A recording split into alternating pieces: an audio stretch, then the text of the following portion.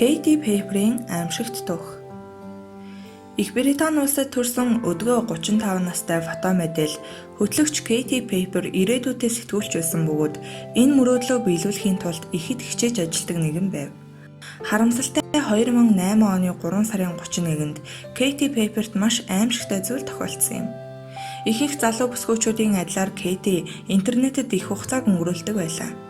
Тэрээр Facebook-оор 33 настай Даниэл гэгч залуутай танилцсан бөгөөд тэрээр бие хамгаалах урлагаар хичээлдэг байсан нэгэн аж. Тэр Katy-гийн уран бүтээлийн шүтэн бишрэгч хэмээн хэлдэг байжээ.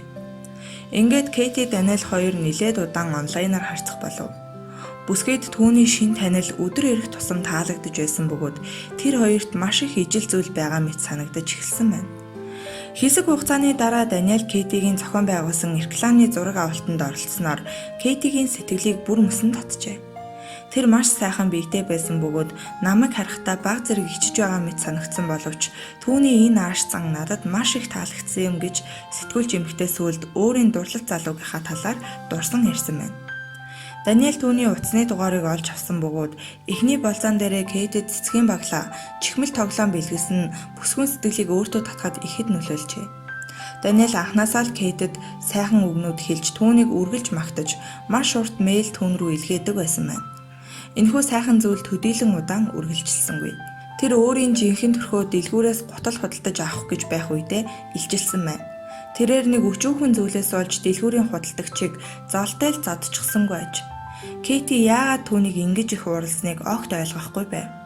Үүнээс болоод Katy дахин эвгүй байдалд орохыг хүсээгүй учраас 2-7 хоног болзоод байсан Даниэлээс харьцаагаа таслахаар шийджээ.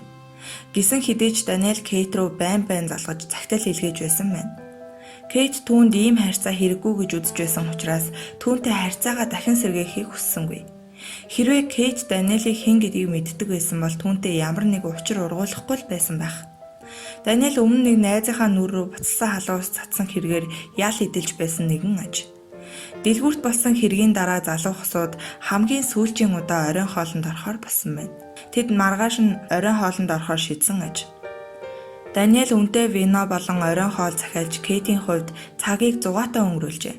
Тэр бүр Даниэлийг тийм ч муу залуу биш болтой хэмээн найдаж эхлэв. Оройн хоолны дараа Даниэл Katy-г буудалд орохыг урьсан бөгөөд Katy ч гайхалтай үдшийн хариуг нь барих ёстой хэмээн бодож зөвшөөрсөн байна. Гэвч буудлын өрөөний хаалга хаагдмагц Даниэл яг өөр хүн мэт болчихсон байна.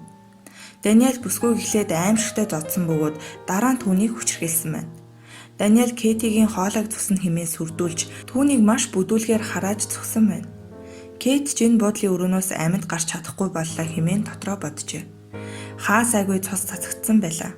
Katy өөрийн тамлагчид хандан хэрвээ бид эндээс гарахгүй бол буудлын захиргаа болон үйлчлэгчид бүх зүйлийг тайлбарлах хэрэг гарна хэмээн хэлжээ. Ингээд түүнд ойлгуулж чадсан учраас тэд Katy рүү явсан боловч аз болоход Даниэл түүнийг гэрт ороогүй бөгөөд зүгээр л түүнийг гэрийнх нь гадаа буулгаад өөрөө явсан аж. Katy-гийн гаргасан эхний алдаа бол Даниэлтэй танилцсан. Харин хоёр дахь алдаа нь Даниэл түүнийг алахах хэмээн айснаас олж цагдаад мэрэгдээгүй явдал юм. Даниэл үүнийг хийж чадна гэдэгт тэр ямар ч эргэлзээгүй болсон байв. Тэрээр эмч нарт ч үнэнээ хэлээгүй байна. Katy Даниэлийг өөрт нь хайртай хэмээн итгэж байсан учраас түүнд ямар нэгэн муу зүйл тохиолдосоо гэж хүсэхгүй байсан байна. Харин Даниэл маргааш нь Katy-гээс уучлалт гуйж түүний цахим хаяг руу явуулсан захиаг заавал уншаарай гэж гуйсан байна. Katy бүх асуудлыг цэгцлэхээр шийдэж захиаг уншихын тулд гэрээсээ гарч интернет кафе руу явжээ. Katy би гэрээсээ гарахдаа маш их айж байсан.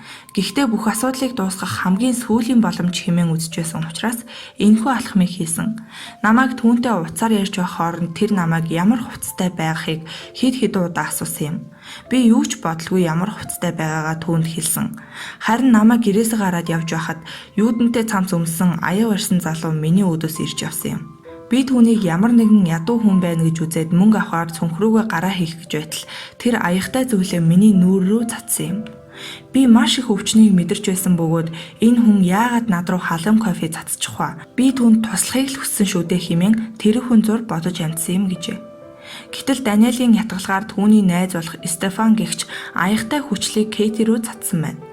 Хэсэг хугацааны дараа тэрээр цацсан зүйлээс болоод юм харахаа болсон байна. Хажуугаар өнгөрсөн машин бүрийг зогсоохыг хичээж байлаа. Аз болоход түүнийг ямар нэгэн машин мөргөөгүй бөгөөд харин түргэн тусламж дуудсан байна. Кейтийг Лондонгийн эмнэлэгт хүргэсэн байна. Эмнэлэгт ирээд Кейт бараг цаг гаруй тусламж авч чадаагүй байна. Учир нь эмч нар түүн рүү юу цацныг мэдэхгүй байсан учраас өвчтөндөө ямар нэгэн худал эмчилгээ хийлгэхгүй тулд нэлээд нарийн шинжилгээ хийх шаардлагатай болов. Эмч нар Кейтийг тусгай ууданд хийж цахилгааныг татсны дараа Кейтэд тэр аль хэдийн нас орсон мэт сэтгэл төрж исэн аж. Кейтийн эцэг эх болон Дэвид Диана хоёр өөрийн үзэсгэлэнт охиныг хараад маш ихээр цочирдсан байна. Түүний үзэсгэлэнтэй гэж хэлэхэд хэцүү болсон байлаа. Учир нь хүчил түүний нүрийг маш ихээр гэмтээсэн байсан бөгөөд бараг л гавлын яс нь харагдаж байсан байна. Түүний зүүн нүд хараагүй болсон бөгөөд мөн хоол боловсруулах эрхт нь гэмсэн учраас тэр огт юм идэж чадахгүй байв. Ингээд олон жилийн турш мөрөөдөж ирсэн гайхалтай мөрөөдөл нь ухаан муутай цэвдэг сэтгэлтэй нэгэн залуухаас болж Кейт бүсгүйн ирээдүйн амьдрал бүрхүү болжээ. Хаалганы дараа Кейт 12 хоногийн турш ухаангүй байсан бөгөөд түүнийг катедраар хоолож байсан ч тэрээр 38 кг болтлоо турсан байна. Кейт хэд хэдэн удаа гой сайхны мэс засалд орсон аж. Эхний удаад түүний нүүрэн дээр үлдсэн бүх арьсыг авч түүний өгзөгнөөс авсан арьсаар нүрийг нь дахин хийсэн байна.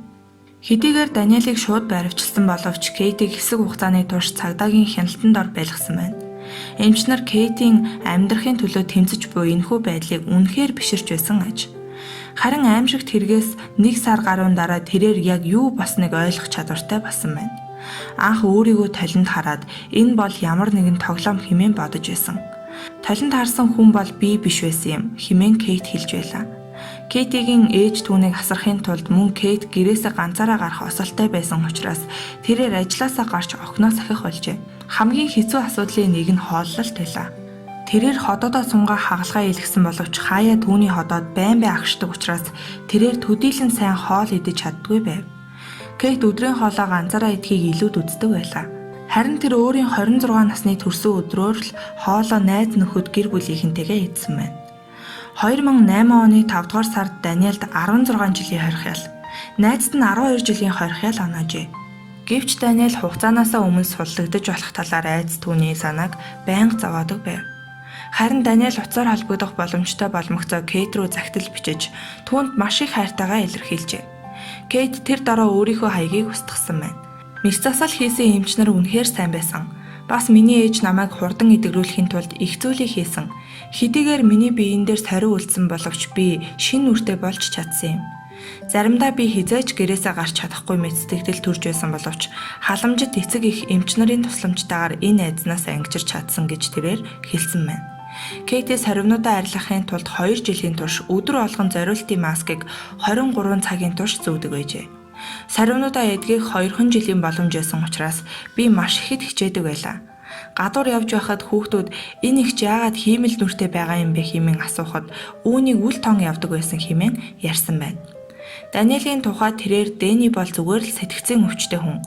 Магадгүй тэр миний хамгийн чухал гэж бодсон зүйлийг надаас авсан. Гэхдээ би маш их сэтгэлийн хаттай болсон. Тиймээс одоо би амьдралыг илүү сайхнаар харж, ирээдүйд би илүү сайхан зүйлтэй учрах болон хэмээн итгэдэг болсон. Энэ бол миний хамгийн чухал зүйл юм хэмээн ярьжээ. Кейти нийт 40 гаруй хагалгаа хийлгэсэн байна. Одоо тэр эрүүл болсон бөгөөд сайн санааны үйл хийж байгаа аж. 2009 онд Кейти аюул хослоос болж түлэгдсэн эмэгтэйчүүдэд туслах сан нээсэн байна. Тэр хэлэхдээ түүнтэй тулгарсан энэхүү аимшигт үйл явдал түүний ухаан бодлыг өөрчилж чадсан. Хэдийгээр би харанхууд гарахаасаа айдаг боловч энгийн хүн шиг л амьдарч байгаа гэжээ. Хэрвээ байглаасаа байснараа хөгшөрсөн бол хэрхэн өөрчлөгдөх байсан бол хэмээх бодол хаяа миний толгойд орж ирдэг юм. Хэдийгээр миний нүр одоо төгс харагдахгүй байгаа ч гэсэн амжилт гаргахын тулд заавал төгс байх хэрэггүй гэж Кейти хэлсэн байна. Кейти Пейперийн энэхүү түүхээр Британд Кейти миний үзэсгэлэнт царай хэмээх баримтат кино хийсэн байна. 2011 онд Кейти өөрийн түүхээр гоо үзэсгэлэн хэмээх ном бичсэн байна. Энэхүү номондоо тэрээр гадаад гоо үзэсгэлэн хинч хизээж булааж авч чадах боловч дотоод гоо үзэсгэлэн хинч булааж авч чадахгүй. Дотоод гоо сайхандаа сэтгэл хангалуун байж өөрийнхөө байгаагаар байх хэрэгтэй хэмээн өгүүлсэн байна. Энэ ном 2011 онд хамгийн их борлуулалттай ном болсон аж. Мөн тэр Винчестер хотын гоо бүсгүйгээр шалгарчээ. Үүгээрч зогсохгүй мужаан залуутай сүй тавьж хурмаа хийж 2 хүүхдийн ээж болон телевизийн нэвтрүүлэг хөтэлдэг болжээ. Тэр анх халдлахад өртснөөхөө дараа намайг хинч хайрлахгүй, надад хинч татагдахгүй гэж боддог байжээ. Кейтигийн туусан энэхүү зовлон хэдий урт байсан ч тэрээр гадаад гоо үзэсгэлэн хамгийн чухал зүйл биш гэдгийг ойлгож чадсан байна.